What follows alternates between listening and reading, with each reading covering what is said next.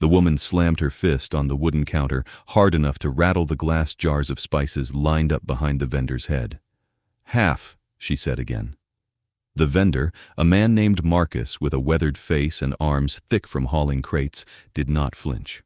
"Full price. Take it or leave it." Sera Ellison felt the heat rise in her chest, the kind that came from standing over a gas burner for 6 hours straight and then being told the saffron she needed to finish tomorrow's menu would cost her 3 days' profit. The night market sprawled around them in a maze of canvas awnings and string lights, the smell of grilled meat and frying dough mixing with exhaust fumes from the street beyond. It was past 1 in the morning, and the crowd had thinned to insomniacs and workers getting off late shifts. "Half, or I walk and your saffron rots," Sera said. She kept her voice level. "Nobody else here uses it like I do. You know that." Marcus crossed his arms. "Then you need it more than I need to sell it. You're being unreasonable. I'm being smart. Prices went up. Rent went up. Everything goes up except what people want to pay me." Sera opened her mouth to argue, then closed it. He wasn't wrong about the rent. Every vendor in the market had felt it. The monthly fees had doubled 18 months ago with no warning, no explanation except a memo on cheap paper that said the new rate reflected fair market value. 3 stalls had closed within 6 months. Sera had survived by working longer hours, cutting her own pay to nothing, and arguing over every gram of spice. She was about to turn away when she felt it, a prickling at the back of her neck, the sensation of being watched. She glanced to her left and saw him. He stood near one of the support pillars that held up the market's corrugated roof, half in shadow, completely still. White hair that fell past his shoulders, pale skin that seemed to catch the light even in the dimness, and a face that looked carved from marble. He wore a long black coat despite the warmth of the summer night, and his eyes were fixed on her with an expression of open amusement. Sera felt her stomach drop. She knew what he was. Everyone knew. You didn't live in this city without learning to recognize them, the vampires who moved through the night like they owned it, because in many ways they did. But this one was watching her argument with Marcus like it was the most entertaining thing he had seen in years. She turned back to the vendor. "Full price then, but I want double the quantity for next week at the same rate." Marcus shook his head. "No deals." "Then find another buyer." She walked away before he could answer, her hands shaking with anger and exhaustion. Her cart was 3 rows over, a repurposed hot dog stand she had rebuilt into a mobile kitchen. The sign she had painted herself read Sera's in letters that were supposed to look elegant, but mostly looked uneven. She cooked one thing each night, whatever she could afford to make, whatever her mother had taught her before the cancer took her. Tonight it had been lamb kofta with yogurt sauce and flatbread. She had sold out by midnight. She was packing up her knives when she heard footsteps behind her. "That was beautifully done." The voice was low and smooth, with an accent she couldn't place. Old European, maybe. She turned and found the white-haired man standing less than 3 feet away. Up close, he was even more striking. His eyes were dark red, the color of wine held up to candlelight, and his features had a sharpness that would have looked severe, if not for the warmth in his expression. "I don't need commentary," Sera said. "I'm not offering commentary. I'm offering admiration." He tilted his head slightly. "You cook here every night?" "Most nights." "What do you make?" "Whatever I can afford." He smiled, and Sera saw the points of his fangs. Not threatening, just present, a fact of what he was. "And what you can afford is dictated by men like Marcus, who charge you full price while his inventory sits. That's how it works." "It doesn't have to." Sera crossed her arms. She was tired, too tired for whatever game this was. "What do you want?" "To make you an offer." He gestured around them, at the market that stretched in every direction. "How would you like it if none of them could refuse you again?" "I'd like it fine. Not going to happen." "It could." He stepped closer, and Sera smelled something like cold stone and old paper. "If the market had different management, someone who understood that strangling the vendors only kills the market itself. You want to buy the market? I want to fix it." Sera laughed, a short, sharp sound. "Nobody fixes anything around here." They just buy it, raise the rent, and wait for it to die so they can build condos. His expression shifted, something almost like regret crossing his face. Yes, that's usually how it goes. So why would you be different? Because I'm already responsible for what's happened here, he said quietly, and I'd like to stop being a coward about it. Before Sera could ask what that meant, he turned and walked away, disappearing into the market shadows like he had never been there at all. She didn't think about him again until the next afternoon, when a man in an expensive suit appeared at her apartment door with a briefcase and a nervous smile. Miss Ellison, my name is Thomas Gray. I'm an attorney representing the new ownership of the Crescent Street Night Market. Sera leaned against the doorframe. Her apartment was a studio above a laundromat, small enough that she could see the whole space from where she stood. New ownership? As of this morning, my client completed the purchase at approximately 4 a.m. He opened his briefcase and pulled out a folder. You're listed as a vendor in good standing. Your rent is being reduced to the rate you were paying 2 years ago, effective immediately. The difference from what you've paid over the last 18 months will be refunded by the end of the week. Sera took the folder, flipped it open, and stared at the numbers. It was real. The math was right there in black and white. Who bought it? She asked. I'm not at liberty to say. Of course you're not. Thomas shifted his weight. There will be a vendors meeting next week, Tuesday night after market hours. My client wants to discuss the market's future with everyone who works there. Your client can discuss whatever he wants. Doesn't mean we'll listen. He's hoping you will. Thomas hesitated, then added, He spoke very highly of you. Sera closed the door before he could say anything else. The meeting happened in the market's largest open space, a section usually occupied by a clothing vendor who sold vintage band t-shirts. Someone had set up folding chairs in uneven rows, and by 10 p.m. nearly 40 people had gathered. Sera recognized most of them. Marcus was there looking suspicious. So was Yuki, who sold hand-pulled noodles, and David, who ran the coffee cart that opened at 5 a.m. for the early crowd. Sera took a seat in the back row and waited. The white-haired vampire walked in at exactly 10:15.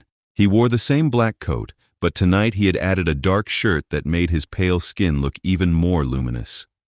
He moved to the front of the space with the kind of grace that made Sera think of dancers or predators, something that had spent centuries learning how to control every muscle. When he turned to face them, the room went completely silent. My name is Fenrir Yaros, he said. His voice carried without effort. I bought this market this morning. Before that, I owned it for 11 years without ever setting foot here. That was a mistake, and it's one I intend to correct. Someone in the front row, a woman who sold jewelry, raised her hand. You're the one who raised the rent. No, but I'm responsible for it. Fenrir's expression didn't change. I left the management of this property to a steward who saw it as a revenue source and nothing more.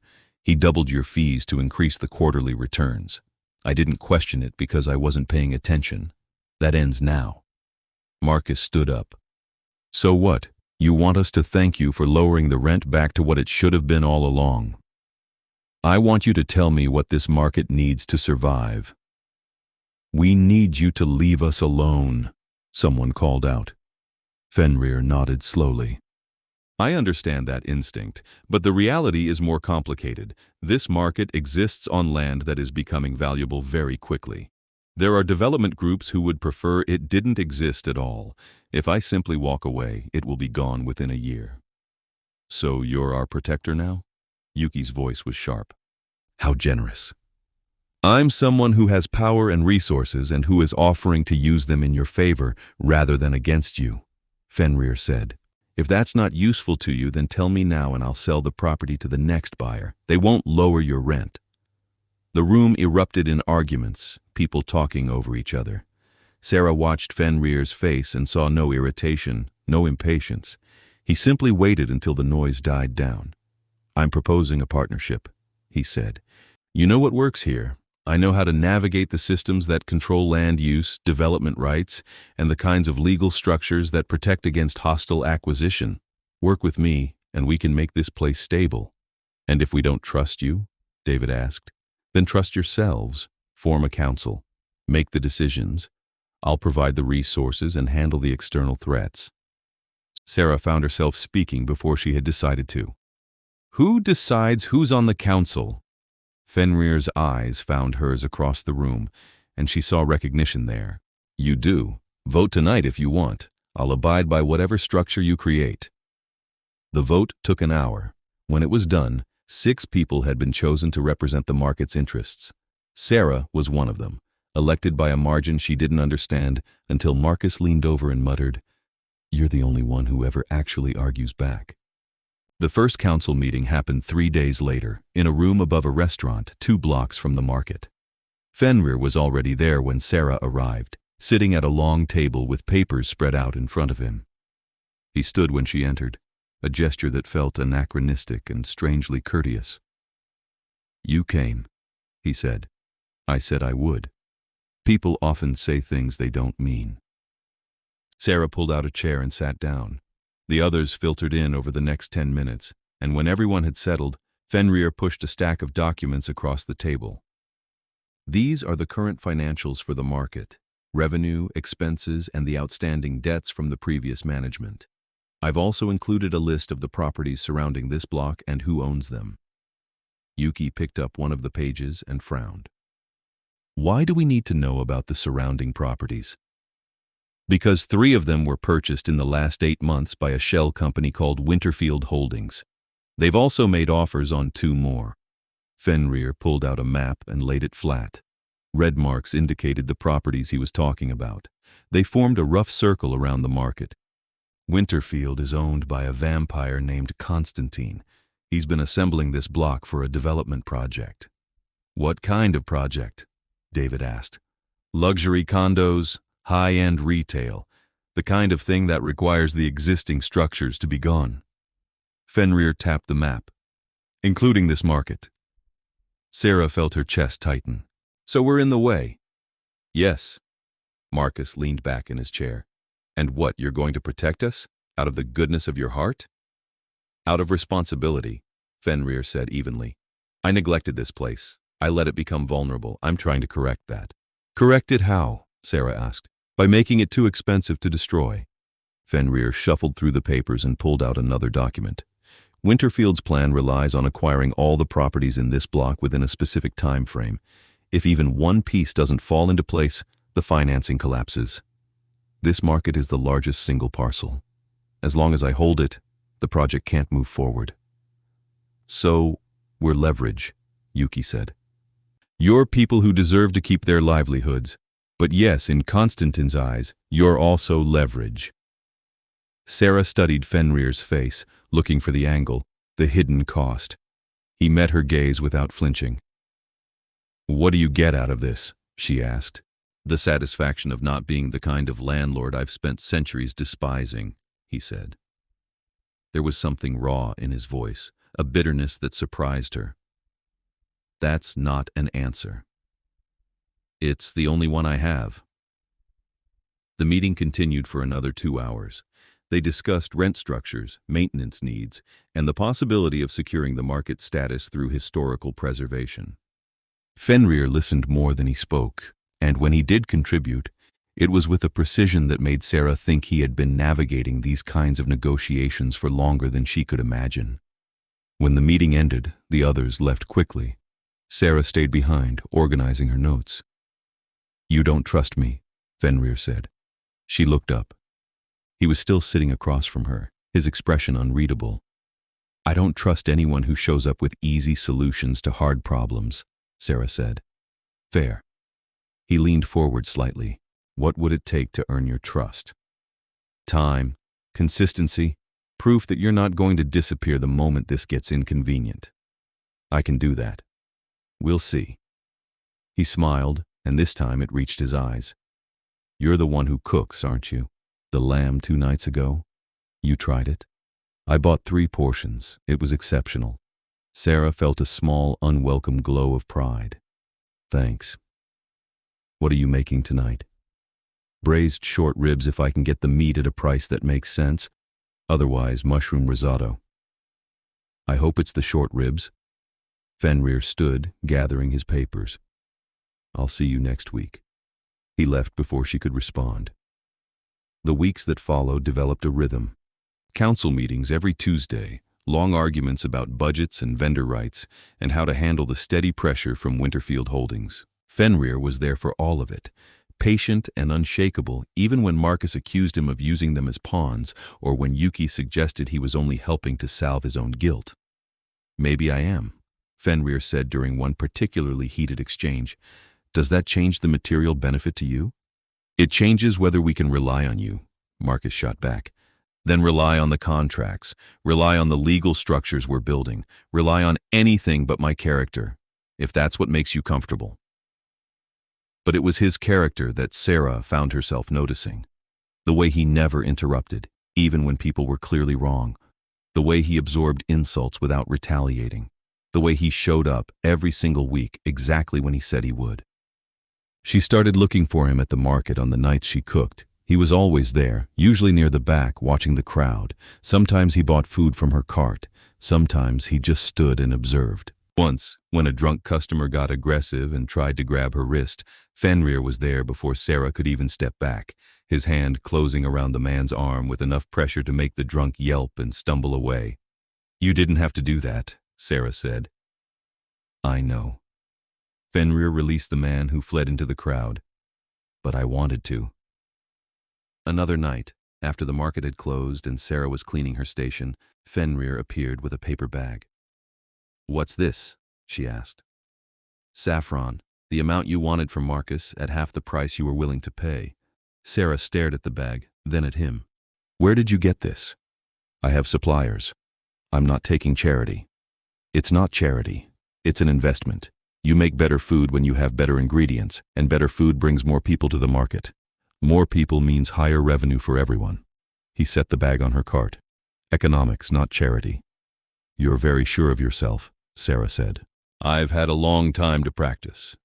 She picked up the bag, felt the weight of it. Enough saffron to last her a month. How long? "How long have I been alive?" Fenrir's expression turned thoughtful. "I was born in 1198, turned in 1218. So by your calendar, I'm 828 years old." Sera tried to wrap her mind around that and failed. That's impossible. And yet, what was it like back then? Cold, brutal, short for most people. He leaned against her cart, his movements casual. "I was the third son of a minor lord. No inheritance, no prospects. I was supposed to join the church, but I didn't have the temperament for it. So I became a soldier instead. Fought in campaigns I barely understood for causes I didn't believe in, and then one night I met someone who offered me a choice. To become this. Yes. Do you regret it?" Fenrir was quiet for a long moment. "I regret many things. That's not one of them." Sera found herself wanting to ask more, but a voice in her head warned her against getting too close. He was a vampire, a king, based on the way people at the market whispered when he passed. Someone who existed in a world she could barely comprehend. But he kept showing up. At the next council meeting, Fenrir brought news that Winterfield Holdings had made another acquisition. A building on the east side of the block, purchased through a dummy buyer to hide Constantine's involvement. "They're tightening the circle," Fenrir said, pointing to the updated map. 4 properties now, with offers pending on 2 more. If those go through, they'll control everything except the market itself. "So what do we do?" David asked. "We make the market untouchable." Fenrir pulled out a new document. "I've been working with the Preservation Society. If we can get the market designated as a cultural landmark, it becomes significantly harder to demolish or redevelop." Yuki shook her head. "That takes years. We don't have years. It takes months if you have the right connections. I have those connections." "Of course you do," Marcus muttered. Sera cut in before the argument could escalate. "What do you need from us?" "Documentation, history, proof that this market has been a continuous part of the community for long enough to qualify. Stories, photographs, anything that shows its cultural value." The room went quiet. Then David said, "My grandfather sold here in the 70s. I have pictures." "My mother started her stall in 1989, Yuki added. I still have her original permits. One by one, people began offering pieces of the market's history. Fenrir wrote it all down, his handwriting neat and precise. When the meeting ended, Sera walked out with him into the cool night air. "You knew they'd have those stories," she said. "I hoped they would. You're good at this, getting people to trust you." Fenrir stopped walking and turned to face her. "I'm not trying to manipulate them, if that's what you're implying." "I'm not implying anything. I'm just observing." "Then observe this." He stepped closer, and Sera caught that scent again, cold stone and old paper. "I spent most of my existence taking from people. Resources, land, loyalty. I was very good at it. It's what you do when you're immortal, and you convince yourself that nothing really matters because you'll outlive it all anyway.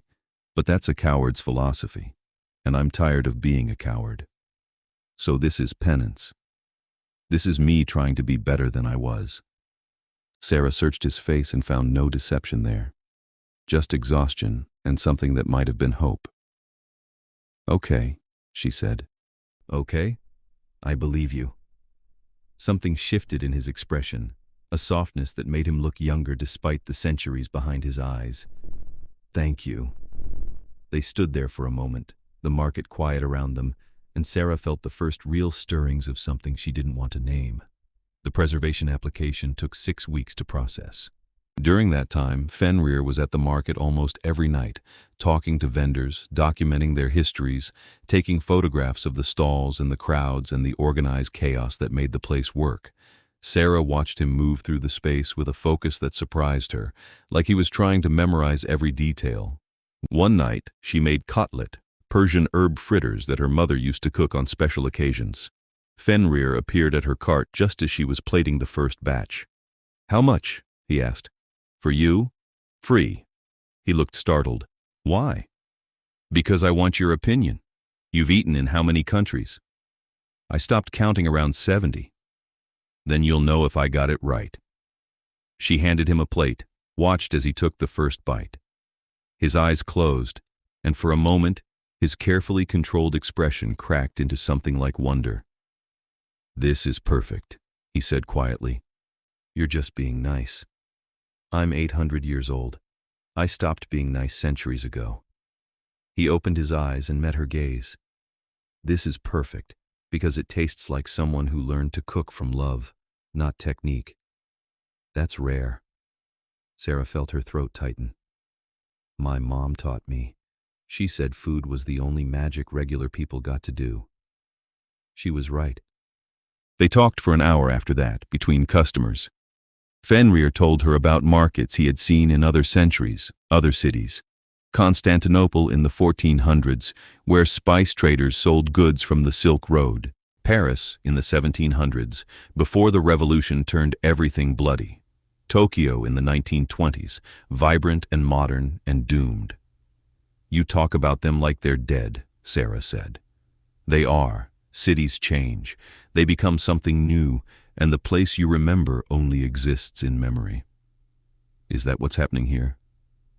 Fenrir looked around at the market, at the lights and the people and the stalls selling everything from tacos to vintage records. "I don't know. That's what I'm trying to prevent." "Why?" Sera asked. "Why does this place matter to you?" "Because you're here," he said simply. The words hung between them, and Sera felt her heartbeat accelerate. "That's not an answer. It's the truest one I have." Before she could respond, someone called her name from the line of customers, and the moment broke. But Sera felt it settle into her chest, warm and terrifying. The preservation status came through on a Thursday.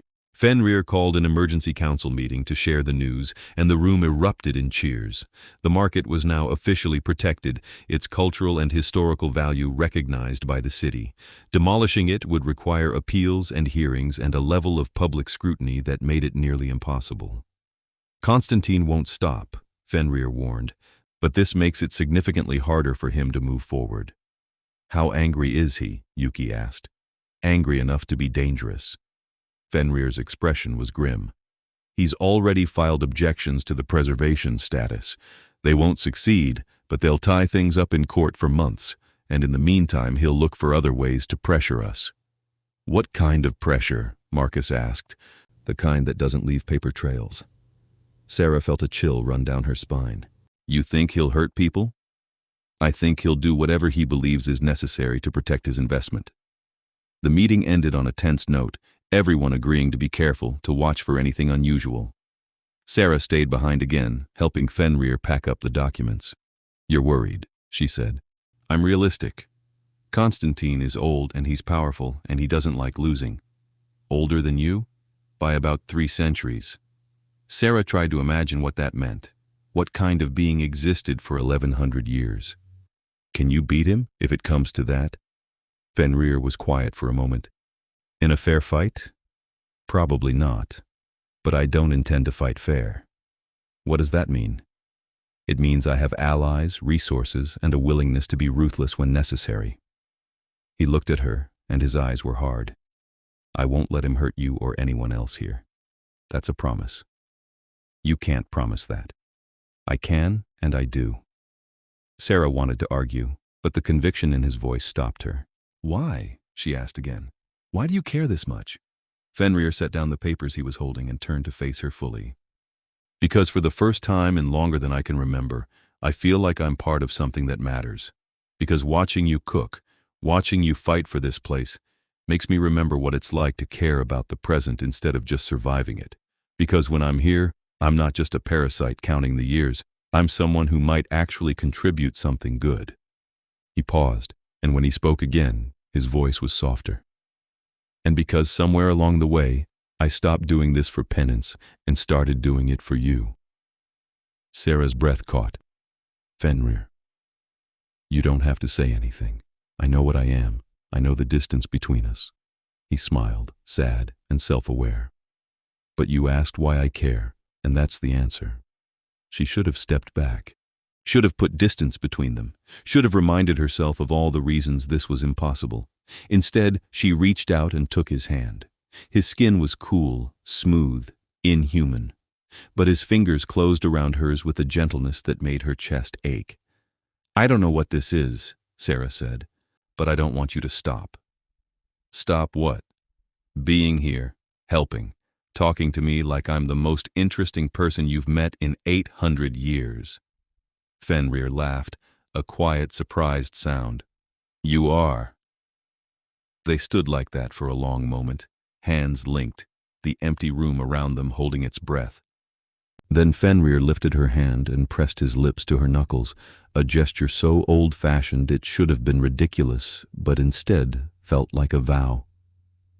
"I'll be here as long as you'll have me," he said. The trouble started 2 weeks later. Sera arrived at the market on a Tuesday night to find her cart surrounded by people. David was there, and Yuki, and a handful of other vendors, all staring at something. When Sera pushed through, she saw the damage. Someone had smashed her equipment. The gas burner was crushed, the metal twisted beyond repair. Her storage containers were shattered, their contents spilled across the ground. The hand-painted sign that read Sera's had been torn in half. "Who did this?" she asked, her voice shaking. "We don't know," David said. "It was like this when I got here." Sera knelt down and picked up a piece of the broken sign. Her mother had helped her paint it 3 years ago, just weeks before she died. The memory of that afternoon, laughing as they tried to get the letters even, was so vivid it hurt. "This was Constantine." Fenrir's voice came from behind her, cold and certain. Sera turned and saw him standing at the edge of the crowd, his expression carved from ice. "You don't know that," she said. "I do." He moved closer, surveying the damage with a controlled fury that made the air feel heavy. "This is a message. He's trying to scare you into leaving." "Well, it's not going to work," Sera said, even as her hands shook. Fenrir knelt beside her, his eyes searching her face. "Are you hurt?" "No, I wasn't here when it happened." "Good." He stood and addressed the crowd. "Everyone check your stations. If anyone else has been targeted, I need to know immediately." The vendors scattered, and Sera was left staring at the ruins of her cart. She had built this herself, piece by piece, pouring every dollar she could spare into making it functional. And now it was gone. I'll replace it, Fenrir said quietly. I don't want your money. Then consider it a loan, or reparations, or whatever term makes you feel better about accepting help. Sera wanted to argue, but exhaustion won out. Okay, I'll accept your help, but I'm paying you back. We'll negotiate terms later. Fenrir offered her his hand, and she took it, letting him pull her to her feet. Right now, I need you to go home. I'll have people watch the market tonight. I'm not leaving. Sera, I'm not leaving, she repeated. If I run now, he wins. Fenrir looked like he wanted to argue, but instead, he just nodded. Then I'm staying with you. They spent the night cleaning up the mess, salvaging what they could. Fenrir worked beside her in silence, his movements efficient and careful. When dawn began to lighten the eastern sky, he disappeared into the shadows, and Sera went home to sleep for a few restless hours before starting the process of rebuilding. The new cart arrived 3 days later, better than the old one. Fenrir had somehow found an exact replica of her mother's sign and had it restored. When Sera saw it, she cried for the first time since the vandalism. How did you do this? She asked. I took a photograph of the original weeks ago, Fenrir said, just in case. Why? Because I pay attention to the things you love. The attacks continued, but they were smaller. A broken window here, a stolen delivery there. Nothing as dramatic as the destruction of Sera's cart, but enough to keep everyone on edge. Fenrir increased security, hiring people to patrol the market at night. But Constantine was clever. The incidents always happened in the gaps, the moments when no one was watching. At the next council meeting, Marcus slammed his hand on the table. This is insane. We can't live like this. We won't have to for much longer, Fenrir said. I'm working on a solution. What kind of solution? Yuki asked. The kind that removes Constantine from the equation entirely. Sera leaned forward. What are you planning? Fenrir met her gaze. Something that will either end this or make it much worse. But I need you to trust me. We do trust you, David said quietly. That's the problem. If this goes wrong, we're the ones who'll pay for it. I know, and I won't let that happen. After the meeting, Sera followed Fenrir out into the alley behind the restaurant. Tell me what you're really planning, she said. He turned to face her, his expression unreadable. I'm going to challenge Constantine's claim to the surrounding properties, legally first, but if that doesn't work, I'll handle it another way. What other way? Vampire law. Old codes that supersede human courts. Sera felt her stomach drop. That sounds dangerous. It is, but it's also the fastest way to resolve this. And if you lose, then Constantine takes everything, including the market. But I won't lose. You can't know that. Fenrir stepped closer, and Sera could see the determination in his eyes. I can know that I'll do everything in my power to protect you and everyone else here. That's all anyone can promise. Sera wanted to argue, to demand he find a safer way, but she knew there wasn't one. Constantine wasn't going to stop, and waiting would only give him more time to tighten his grip. When? She asked. Soon, a week, maybe less. And then what? And then we find out if I'm as clever as I think I am. The challenge came on a Saturday night, delivered in the form of a formal summons to Constantine's estate. Fenrir showed it to the council the next day, his expression calm. He's agreed to a hearing before the regional vampire court, Fenrir explained. We'll present our cases, and the court will decide who has the rightful claim to the properties in question. And if he doesn't like the court's decision, Sera asked, then it becomes a more direct confrontation. The hearing was set for the following Friday. Fenrir spent the week preparing, gathering evidence, and building his argument. Sera barely saw him, and when she did, he looked exhausted in a way she hadn't seen before. Are you sleeping? She asked one night. I don't need as much as humans do. That's not an answer. He smiled faintly. No, I'm not sleeping. Fenrir. I'm fine, Sera. I just need to get through this. But he didn't look fine. He looked like someone carrying a weight too heavy for one person, even an immortal one. The night before the hearing, Sera cooked. She didn't plan to, didn't consciously decide, but she found herself in her tiny kitchen making koresht gime, a Persian stew her mother used to serve on birthdays. It took hours, the saffron-stained rice simmering on the stove while the meat and split peas melted into tenderness. When it was done, she packed it into containers and took it to the address Fenrir had given her once, a building in the old part of the city that looked abandoned from the outside but hummed with hidden life. She knocked on the heavy wooden door and waited. When it opened, Fenrir stood there looking genuinely surprised. "Sera, what are you doing here?" "Bringing you food." She held up the containers. "I know you don't need to eat, but you can, right?" "I can." He stepped aside to let her in, and Sera entered a space that took her breath away. The interior was nothing like the exterior suggested. High ceilings with exposed beams, walls lined with books that looked centuries old, furniture that was elegant without being ostentatious. It felt lived in, comfortable, like a home rather than a lair. "This is beautiful," she said. "Thank you. I've been here for about 60 years. It suits me." She followed him into a kitchen that was clearly rarely used but immaculately maintained. He pulled out plates while she unpacked the food, and they sat at a small table by a window that overlooked the city. Fenrir took the first bite and closed his eyes. "This is extraordinary. It's just stew. It's never just anything when you make it." They ate in companionable silence, and Sera watched him relax incrementally, the tension easing from his shoulders. "Are you scared?" she asked. "About tomorrow?" "Terrified," he admitted. "I've been in fights before, wars, battles where the stakes were life and death.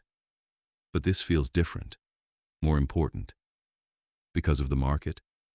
Because of you." Sera set down her fork. "Fenrir, I need you to understand something. I don't want you doing this just for me.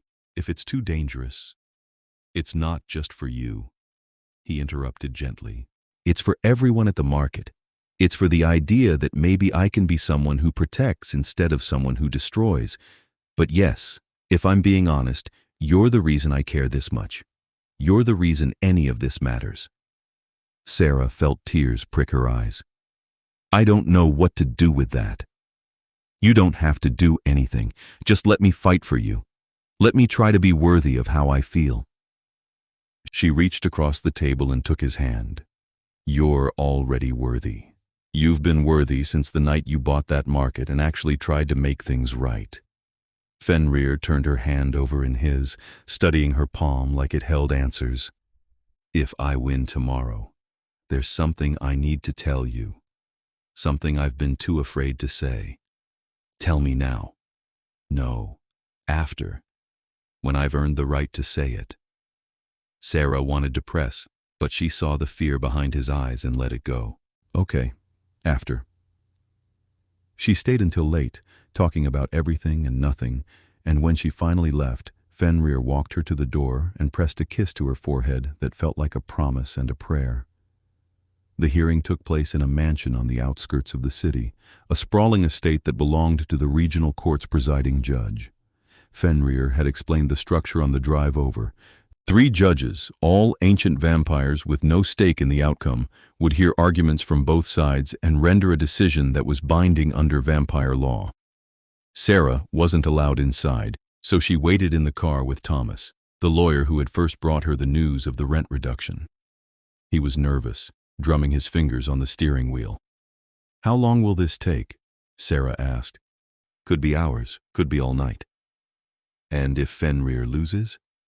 Thomas was quiet for a long moment. "Then we hope Constantine is satisfied with the properties he's won and doesn't push for more." "But you don't think he will be?" "No, I don't." They waited in tense silence as the hours crawled by.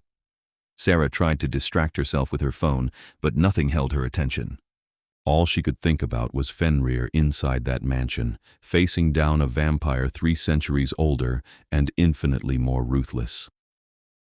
It was past midnight when the door finally opened. Fenrir emerged, his expression unreadable, and Sera's heart sank. Then she saw Constantine behind him, and the fury on the older vampire's face told her everything she needed to know. Fenrir had won. She was out of the car before Thomas could stop her, running across the gravel drive to meet Fenrir.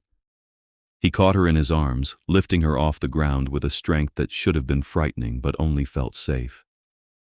"I won," he said against her hair.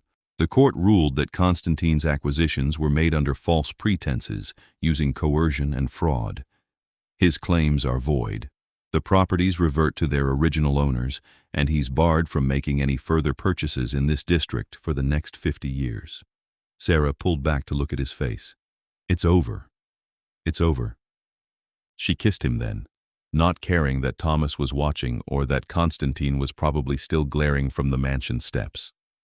Fenrir froze for a fraction of a second before kissing her back, his arms tightening around her like he was afraid she might disappear.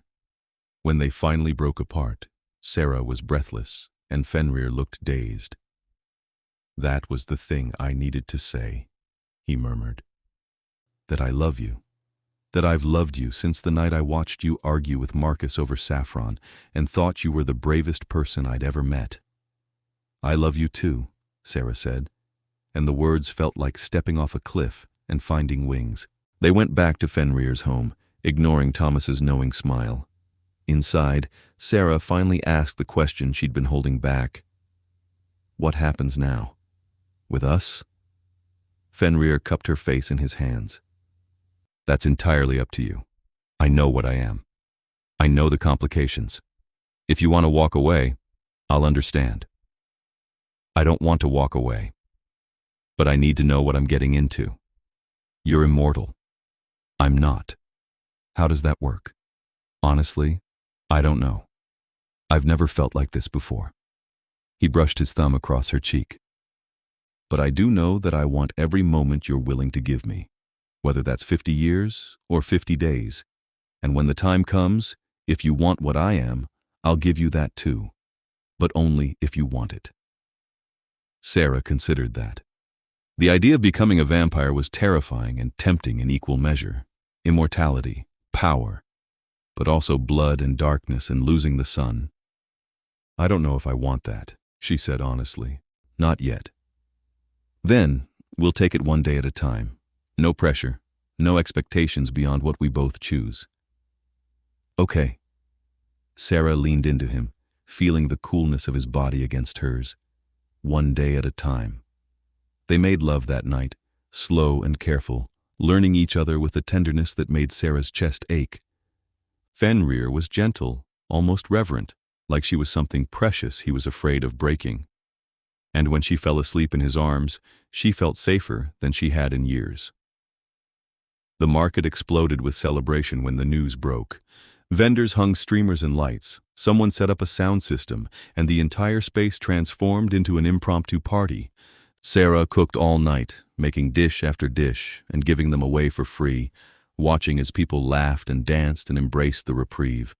Fenrir appeared near midnight, and the crowd parted for him like a tide. He looked uncomfortable with the attention, but David raised a glass and shouted, "To the vampire who actually gave a damn!" And the cheer that followed seemed to ease something in Fenrir's expression. He found Sera at her cart, busy plating another round of food. "You're working too hard," he said. "I'm celebrating. This is how I celebrate." He leaned against the cart, watching her with open affection. "I love that about you. That I celebrate by working myself to exhaustion. That you pour yourself into everything you care about." Sera paused, a serving spoon in her hand, and looked at him. "I care about you. I know. I care about you too. What are we going to tell people? About us?" Fenrir glanced around at the market, at the vendors who had spent weeks learning to trust him. "Whatever you're comfortable with. I'm not ashamed of what we are." "Neither am I." Sera set down the spoon and stepped around the cart, taking his hand. "I want people to know." They stayed like that, hands linked in full view of everyone, and Sera saw the moment the news rippled through the crowd. Yuki's eyes went wide. Marcus looked shocked, then thoughtful. David just grinned and raised his glass again. By morning, the entire market knew that Sera Ellison was in love with Fenrir Yaros, and to her surprise, no one seemed to care. Or if they did, they cared more about the fact that the market was safe. The weeks that followed were the happiest of Sera's life. She cooked, Fenrir managed the market's ongoing needs, and they built a life together in the spaces between. He taught her about vampire society, the intricate politics and old grudges that shaped his world. She taught him to cook, laughing when his first attempt at rice stuck to the pan like concrete. One night, as they lay tangled together in his bed, Sera asked, "Do you ever miss the sun?" "Every day," Fenrir admitted, "but I've made peace with it." "What if there was a way to walk in daylight again?" "There isn't. Believe me, people have looked." "But what if there was?" He turned to face her, propping himself up on one elbow. "Then I'd take it. But I'd need a reason to want it badly enough to risk whatever it would cost." "Like what?" "Like you." He traced a finger along her collarbone. "If you wanted to see me in sunlight, if that was something that would make you happy, I'd move heaven and earth to make it happen." Sera felt her throat tighten. "I just want you to have everything you deserve." "I already do." But the question lingered in Sera's mind. She started researching, late at night when Fenrir was handling market business, looking into vampire lore and legends. Most of it was nonsense, but there were threads that repeated across cultures. Stories of vampires who had found ways to walk in daylight, usually through magical means or divine intervention. It was Thomas who finally gave her a real lead. She ran into him at a cafe near the market and asked him, half joking, if he knew any way to cure vampirism's sun allergy. "There's one option," Thomas said slowly. "But it's dangerous and most vampires won't even consider it." "Tell me." "There's a ritual, very old, very complicated. It requires the vampire to consume the blood of someone they love, who willingly offers it, during a specific celestial alignment. If it works, it doesn't cure them, but it grants them a tolerance. A few hours of daylight without burning." Sera's pulse quickened. "How often can they do it?" "Once a year during the alignment. And it's not without cost. The person offering the blood becomes temporarily weakened, and if the vampire loses control during the feeding, it could be fatal. But it works? In theory. I've heard of 2 cases where it succeeded, but I've also heard of a dozen where it failed catastrophically." Sera thanked him and spent the next week thinking. The idea terrified her, but so did the thought of Fenrir spending eternity locked away from the sun. She made her decision on a quiet Tuesday, after a council meeting where Fenrir had suggested transitioning leadership of the market to a fully vendor-run cooperative. "You're stepping back?" Marcus had asked, surprised. "I'm creating a structure that doesn't depend on me," Fenrir corrected. "The market should belong to the people who work here, not an immortal landlord who could disappear at any time." It was that, the quiet selflessness of it, that made Sera certain. That night, she told him about the ritual. Fenrir listened in silence, his expression growing darker with every word. "No," he said when she finished. "Absolutely not." "Why not?" "Because I won't risk your life so I can see daylight. That's not a trade I'm willing to make. It's my life, my choice, and my responsibility to keep you safe." He stood and paced across the room, agitation written into every line of his body. "Do you have any idea how easy it would be for me to lose control? How much trust you'd be placing in a creature whose instincts are fundamentally predatory?" "I trust you completely." "Then you're a fool." The word stung, but Sera stood her ground. "Don't do that. Don't insult me because you're scared." Fenrir stopped pacing and turned to face her. "I am scared. I'm terrified, because I love you more than I've loved anything in 800 years, and the thought of hurting you makes me want to tear my own heart out." "You won't hurt me." "You can't know that." "Yes, I can." Sera crossed to him, taking his hands in hers. "Because you've spent every moment since we met proving that you're more than your instincts. Because you walked away from being a parasite and chose to build something good instead. Because when I look at you, I don't see a monster. I see the man I love." Fenrir's eyes were wet, which shocked her. She hadn't known vampires could cry. "Why would you do this for me?" he asked, his voice breaking. "Because you deserve to see the sunrise. Because I want to walk with you in daylight and show you my favorite places in the city when the sun is out. Because I love you, and this is something I can give you that no one else can." He pulled her into his arms, holding her so tightly she could barely breathe. "If we do this, we do it with every precaution. Witnesses, restraints. The moment I show any sign of losing control, it stops. Okay? I mean it, Sera. I won't risk you." "I know. That's why I'm not afraid." They spent the next month preparing. The celestial alignment Thomas had mentioned was 6 weeks away, on the autumn equinox. Fenrir consulted with other vampires, gathering every piece of information he could find about the ritual. He arranged for a secure location, a room in his home that could be sealed from the inside. He brought in a doctor he trusted, someone who could monitor Sera's vitals and intervene if necessary. "This is insane," the doctor, a vampire named Alara who was nearly as old as Fenrir, said when she heard the plan. "You're risking your bond over sunlight." "I'm not the one risking it," Fenrir said quietly. "She is, and I'm trying to make it as safe as possible." Alara studied Sera with sharp eyes. "You're sure about this?" "Completely. Then you're braver than most, or more foolish." Alara shook her head. "I'll be there. But if this goes wrong, don't expect me to forgive you, Fenrir. If this goes wrong, I won't forgive myself." The night of the equinox came cool and clear. Sera arrived at Fenrir's home at sunset, her heart pounding but her mind calm. She had made peace with this decision. Whatever happened, she was choosing it. Fenrir met her at the door, and she saw the fear in his eyes. "We don't have to do this," he said. "I want to." "Sera." She kissed him, cutting off the protest. "I want to," she repeated. "Let's go." The room he had prepared was on the top floor, circular and windowless. A surgical bed stood in the center, surrounded by monitoring equipment. Alara was already there, checking the machines. "Lie down," she instructed Sera. "I'll need to establish a baseline before we start."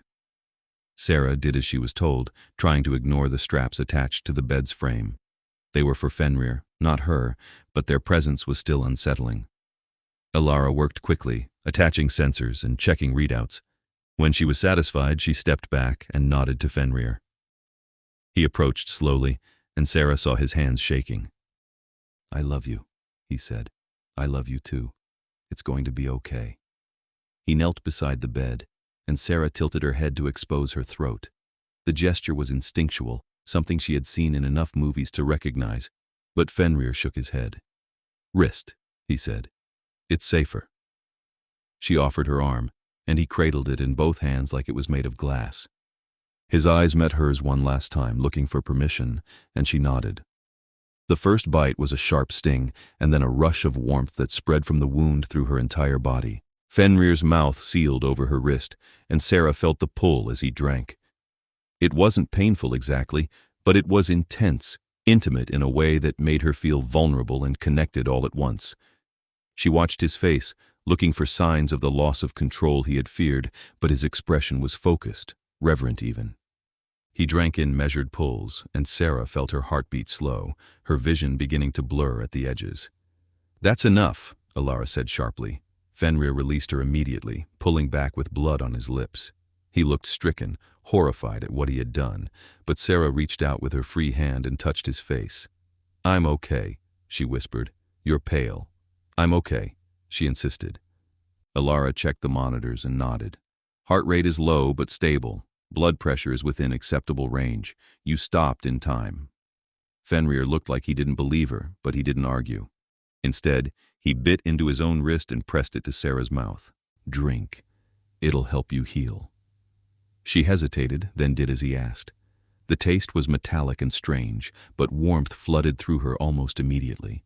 Her vision cleared, and the weakness receded. When she pulled back, Fenrir was watching her with an expression she couldn't read. Did it work? Sera asked. We'll find out at dawn. He stood, and Sera saw that his hands were still shaking. You need to rest. Ilara will stay with you. Where are you going? Somewhere I can't hurt you if I lose control. He left before she could protest, the door closing behind him with a finality that made Sera's chest ache. She slept fitfully, waking every hour to find Ilara still there, watching over her. When the first light of dawn began to filter through cracks in the shuttered windows, Sera sat up. We need to find him, she said. He'll come when he's ready. No, he'll stay away because he's convinced he's a danger. We need to find him now. Ilara sighed but didn't argue. They found Fenrir in the basement, locked in a reinforced room he used for emergencies. He was sitting on the floor, his head in his hands, and he looked up when Sera opened the door. You shouldn't be here, he said. The sun is rising. Come see if it worked.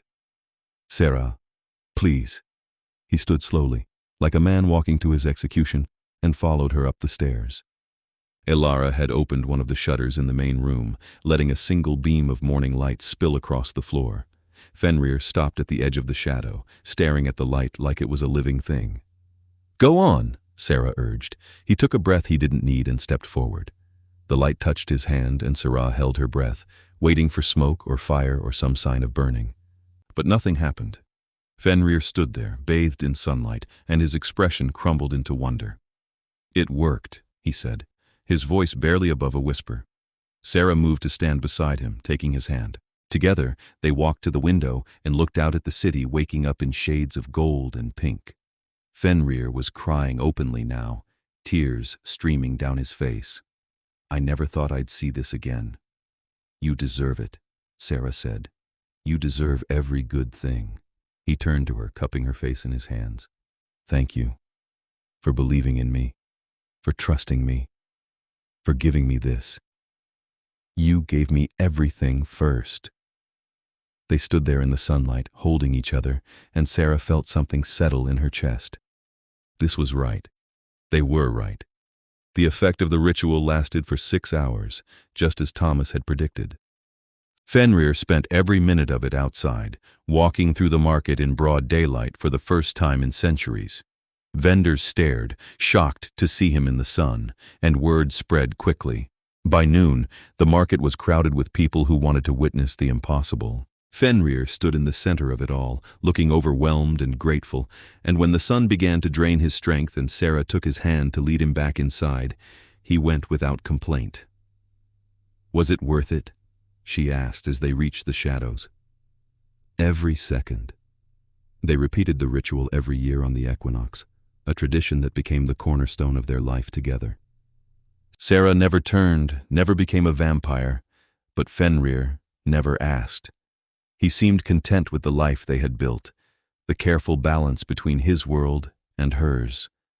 The market flourished under the vendor cooperative, becoming a model for other communities. Sera's cart grew into a small restaurant, a permanent structure with a kitchen and seating, and a wait list that stretched for weeks. She hired staff, trained them in her mother's recipes, and watched as the food she loved reached more people than she had ever imagined.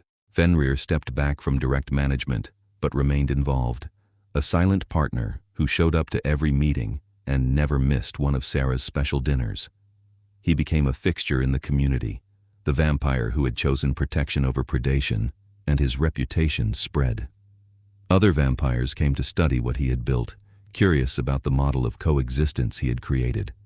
Some dismissed it as sentimental foolishness. Others saw the value and tried to replicate it in their own territories. Fenrir helped when he could, offering advice and resources, but his focus always returned to the market and to Sera. On their 5th anniversary, Fenrir took Sera to the roof of his home and gave her a key. "What's this?" she asked. "This building. It's yours. Legally, in writing, with no strings attached."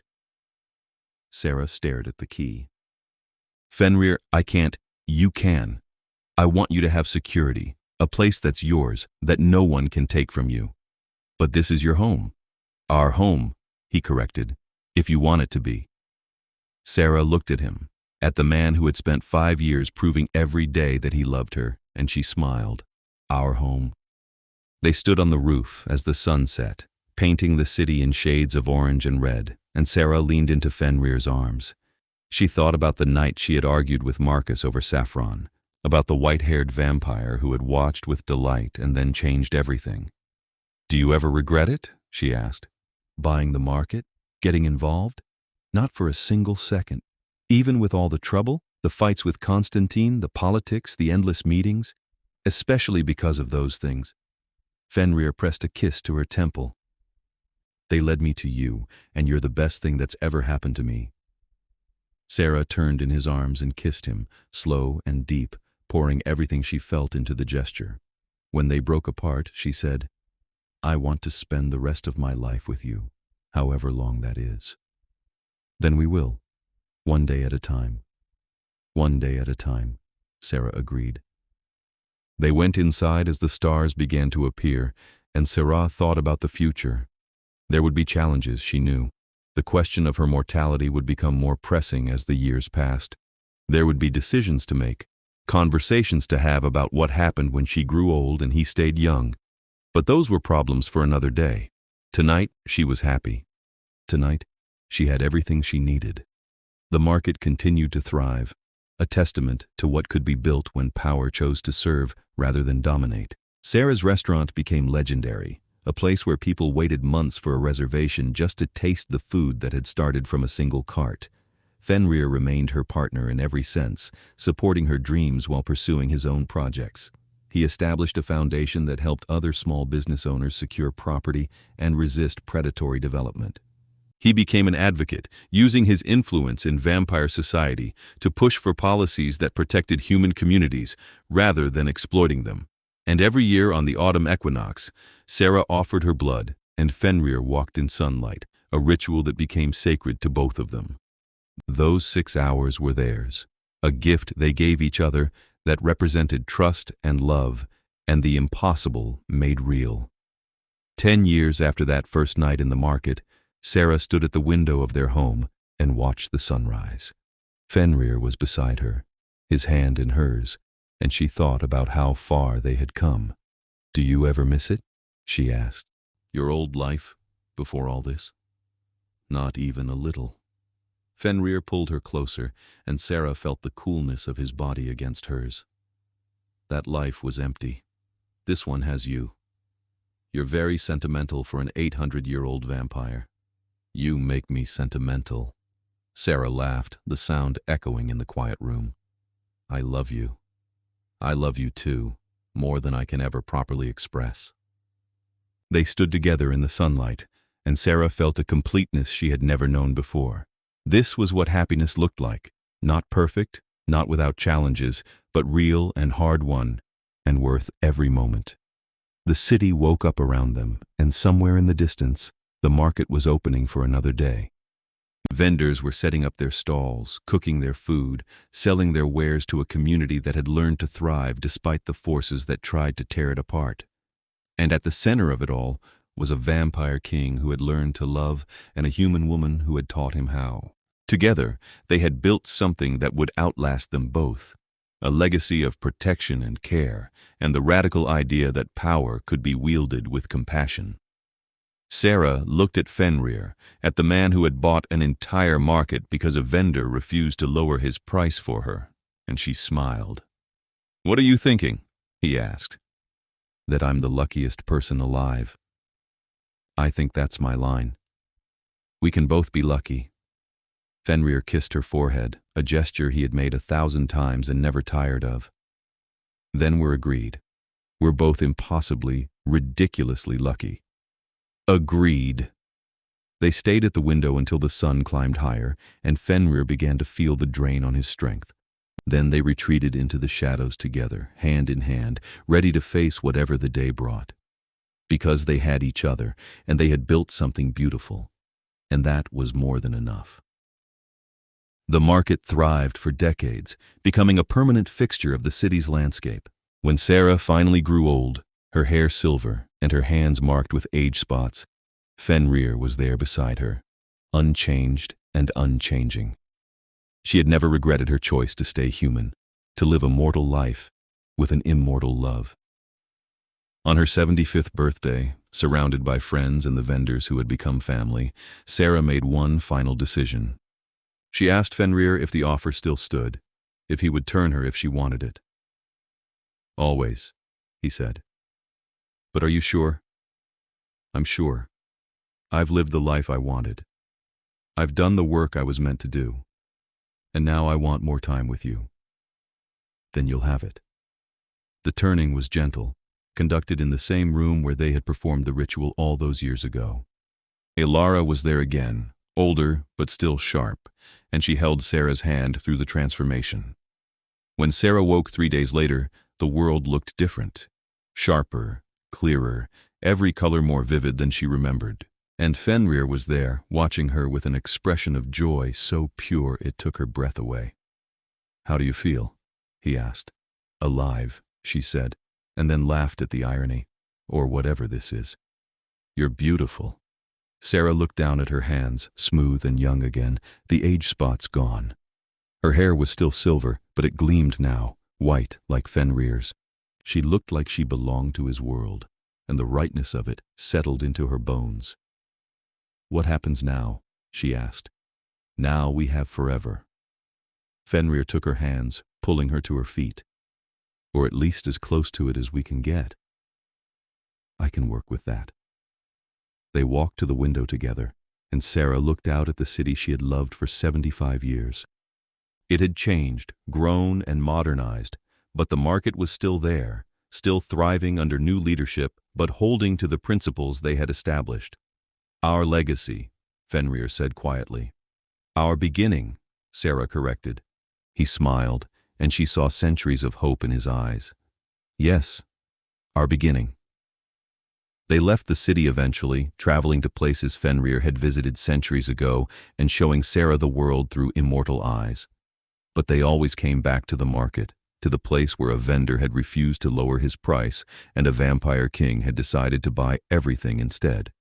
It became their anchor, the reminder of where they had started and why it mattered. And every autumn equinox, even though Sera no longer needed to offer blood for Fenrir to walk in daylight, they stood together in the sunrise and remembered the ritual that had bound them. The market celebrated its 100th anniversary with a festival that lasted 3 days. Sera and Fenrir attended incognito, just 2 more faces in the crowd, watching as vendors sold food and art and music to a community that had grown beyond anything they had imagined. "We did that," Sera said, wonder in her voice. "You did that," Fenrir corrected. "I just provided the resources. You showed everyone what was possible." "We did it together." He pulled her close, and they danced in the middle of the market, surrounded by people who had no idea they were dancing with legends. And Sera thought about the girl she had been, arguing over saffron at 1 in the morning, desperate and determined and alone. She wasn't alone anymore. She had Fenrir, and she had forever, and she had the knowledge that they had built something good together, something that would outlast them both and continue to grow long after they were gone. That was enough. That was everything. As the music swelled and the lights twinkled above them, Sera looked up at Fenrir and saw her whole future reflected in his eyes, a future of love and purpose and endless possibility. "Thank you," she said. "For what?" "For seeing me, for choosing me, for buying an entire market just because you wanted to help." Fenrir laughed, the sound rich and warm. "Best impulse purchase I ever made. Definitely." They stayed at the festival until dawn, and when the sun began to rise, they walked hand in hand into the light. 2 vampires who had learned to live in the day because love had made them brave enough to try. And in the market behind them, vendors set up their stalls and prepared for another day, carrying forward a legacy they didn't even know they were part of. A legacy of hope and resilience and the radical belief that even in a world of darkness, there was always room for light. Sera and Fenrir walked into that light together, and it was perfect.